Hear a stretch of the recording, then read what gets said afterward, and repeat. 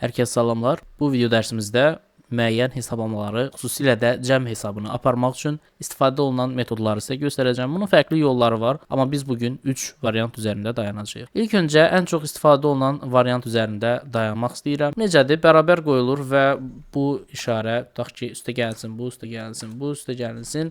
Bu kamil başlığın altındakı rəqəm. Bunları cəmləyəndə biz bu 89 rəqəmini tapıb aşağı sürüklədiyimiz zaman nəticəni əldə edə bilirdik. Bu 83 nəticəsinə qədər gələ bilir. Həmçinin digər tərəfdə də həmin əməliyyatı etmək olar. Bu bizim başlanğıc variantımız olsun. Ondan sonra intermediate variantı da var. Bu hansıdır? Orta səviyyədə Excel bilən adamlar xüsusilə də sum funksiyasından istifadə edərək bunların hər birini aralığa daxil edib 89 nəticəsini əldə edə bilərlər. Amma bir də var ki, bu professional variantda həll olsun. Bunu da necə eləyə bilərsiniz? Baxın, biz bu aralıqlara istəyirik axı. O cəmlər hamısı gəlsin. Onu eləmək üçün də bu aralığın hamısını seçirik. Alt bərabər deyirik və bütün nəticələr hər biri gəlir. Bax, bu nəticələr və həmçinin bu nəticələr, bunları da bold edirik ki, göstərə bilək sizə və bunların hər biri olacaq cəmləri.